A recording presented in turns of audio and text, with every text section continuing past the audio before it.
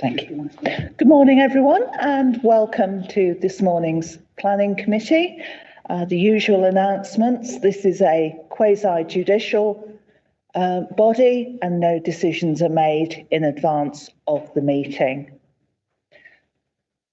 We sit on this committee as representatives of the whole council rather than our individual wards, and we don't enjoy parliamentary privilege in what we say in these meetings, so please think before you speak, as I know you always do.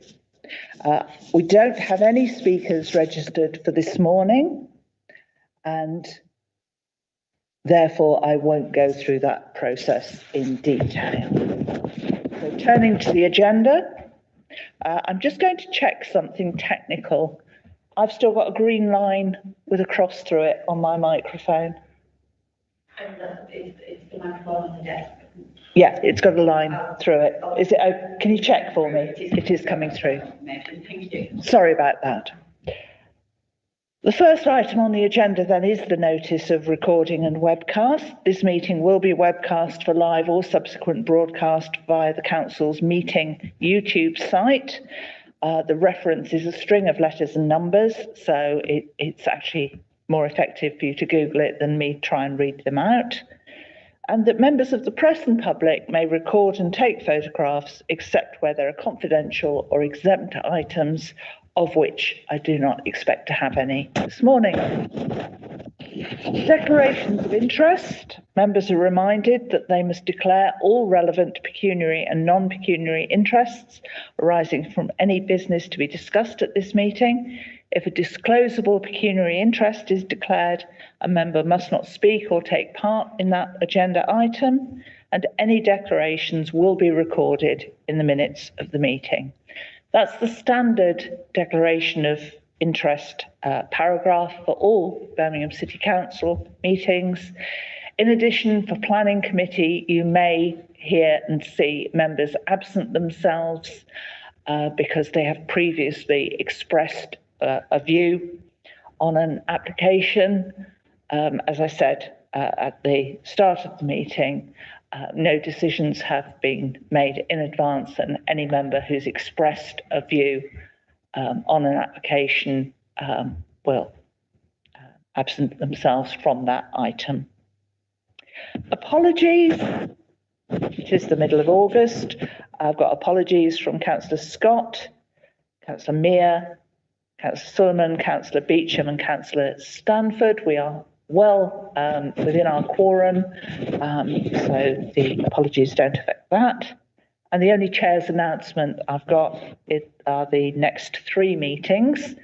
And I did mention before that we managed to fit 3 meetings in September. So that's the 2nd, the 16th and the 30th of September. Item 5 is the minutes of the meeting held on the 5th of August. Can we agree those? Thank you. And that brings us on to planning applications for today. And unusually, they are all from one area of the city, the northwest. As I said before, we don't have speakers registered on any of these items. So we'll go straight into item 6, which is the Farcroft on Rookery Road in Handsworth Wood. Wahid, do we have updates on this item? We received 39 duplicate letters of support from locals, setting out that they support the use of the premises difficult on one, yeah. We received 39 additional letters of support from locals, setting out that they support the proposal on the grounds that it provides as a community centre and social event, restaurant, funeral service, and also as a school. Sorry, one of my ears is playing up today. Apologies.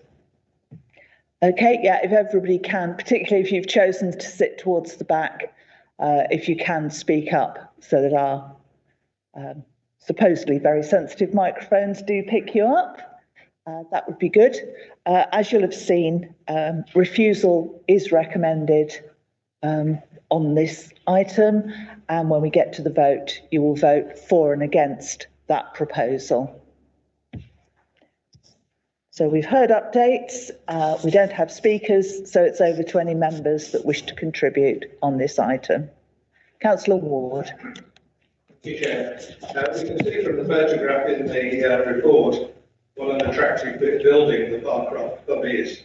But it's a large building, and we know from bitter experience how difficult it can be to sustain public house business in buildings that large, particularly as the demographics change in some of our suburbs. The proposal to make this into a community centre is broadly a good one. I mean, after all, a pub is a community centre of sorts. But nevertheless, I share the officers' reservations that there's not enough detail in the proposal here, and particularly around the standards of the residential accommodation that will be proposed. So in the future, I might be minded to support a proposal for a community centre, but on the basis of the absence of detailed information on some aspects of it, I'm happy to support the officer's recommendation for refusal at this stage. Councillor Johnson. Thank you. I've read the report in full, and I agree with the officer's recommendation for refusal. The application doesn't give sufficient information about what is intended for this development. There's no information that's been supplied to justify the loss of this established historic public house, and in its current form, the application. I just don't feel that we have enough information to support what is intended, and so because of that reason, I won't be able to support the application and would be refusing. Anyone else wish to speak on this one? Councillor Azin. Thank you, Chair. I think that the proposal is very good, but unfortunately, there is some mistakes. We could not clarify what is it. But as I am concerned myself, but at the moment was recommendation officer for the refusal, because a lot of things are not clear very nicely in there. Because especially there is very small rooms in there, and I know that local people have recommended this one as a, but they don't know technically what are the problems in there. I think I can support that one until that they clarify everything, and if the officers are satisfied with that one, that's very good. Thank you. Anyone else?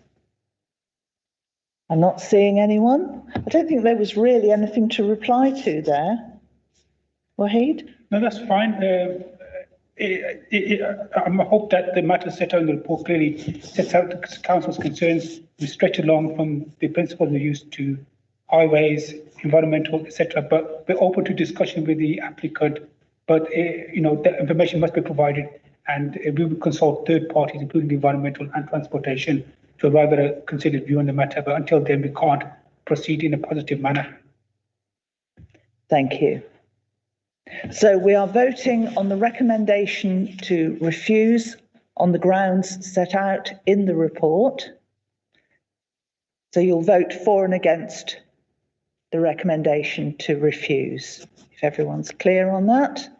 So can I see those in favour of the recommendation to refuse? And I think that's everybody. I make that 9. So that is unanimous to support the officer's recommendation for refusal. We move on then to item 7, Sutton Park, the triathlon arrangements, which is off Stonehouse Road in Sutton Coldfield. Do we have updates on this one? We do, Chair. I can just report to members that we have had one further letter of representation received in regard to the lack of consultation as perceived by the respondent. We have duly responded to that person who provided that communication to us to inform them that the consultation has been carried out in accordance with the Council's registration manual, which included site notices and letters to local residents. Thank you. So over to members, if anyone wishes to comment. You've studied the report. Councillor Cornish. Yes, thank you, Chairman. Speaking for all the residents in Sutton Court that I've emailed with recently, having the opportunity to take part in the Commonwealth Games and holding a tryout from there is very much welcomed. Very much welcomed. I'd like to congratulate all those that are working very hard to make this a success. Everybody's looking forward to welcoming everyone there, and I'm very happy to approve this application. Thank you, Councillor Cornish. You said at the start just then that you'd had communication with residents about this. They just send a comment, just no reply. Okay, you did what's expected of us then, that's fine. Just wanted to clarify that. Okay, so you've studied the report. There are no questions, no points that require a reply. Are you ready to vote on this one? So we're voting for and against the application now because approval is recommended. Can I see those in favour of the application? And again, that is unanimous. I have 9 votes in favour, so that is approved. Thank you. We're back to doing the quick change routine at the top table, or the bottom table as it actually is, since we're at the front of an amphitheatre.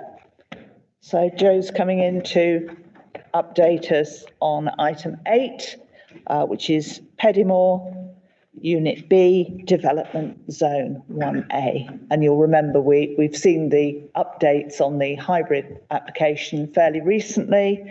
This is a reserved matters application. Joe, would you like to update us? Yes, thank you, Chair. Just a few updates. There's an extension of time until the 27th of August. Transportation raised no objections. A suggested removal of condition C4 on the report, which requires material sample, as this specific detail is specified within the plans which are being approved.